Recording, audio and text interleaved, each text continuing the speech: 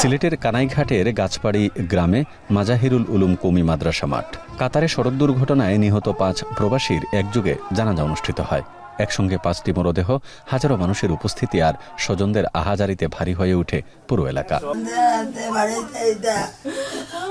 কানাইঘাটের আকতালু গ্রামের বাসিন্দা জসিমউদ্দিন জীবিকার তাগিদে অনেক স্বপ্ন নিয়ে পাড়ি দিয়েছিলেন কাতারে, কিন্তু অপূর্ণই থেকে গেল সেই স্বপ্ন। কফিনবন্দি মরদেহ ফিরল জন্মভিটায়। শুধু জসিমউদ্দিন নন, একই দুর্ঘটনায় প্রাণ হারিয়েছেন কানাইঘাটের আরও 4 প্রবাসী। উপার্জনক্ষম সদস্যদের হারিয়ে ভবিষ্যৎ নিয়ে চরম অনিশ্চয়তায় পরিবারগুলো। আমরা গ্রামবাসী, এলাকাবাসী সবই মর্মাহিত। পারিবারিক অবস্থা তেমন ভালো না।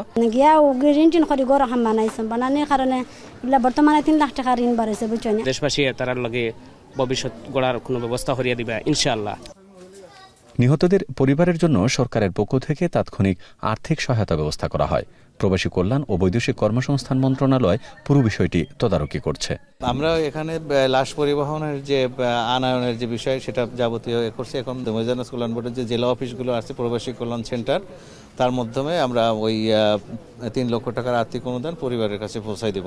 বিদেশে কেউ দুর্ঘটনা বা কোনো কারণবশত মারা যায়, তাকে কিভাবে রাষ্ট্রীয় খরচে দেশে আনা যায়, এটা ব্যাপারে মাননীয় মন্ত্রী মহোদয় ইনিও খুব গুরুত্ব দিয়ে এটা করতেছেন। আর অসহায় পরিবার যারা আছে তাদেরকে আমরা কিভাবে সহযোগিতা করা যায়, আমরা এই ব্যাপারে পরামর্শ করে চেষ্টা করব। এর আগে মঙ্গলবার সকাল 7টায় বিমানের একটি ফ্লাইটে মরদেহগুলো ওসমানী বিমানবন্দরে এসে পৌঁছায়। পরে স্বজনদের কাছে মরদেহ হস্তান্তর করা হয়। জানাজা শেষে 5 জনকেই নিজ নিজ গ্রামের পারিবারিক কবরস্থানে দাফন করা হয়।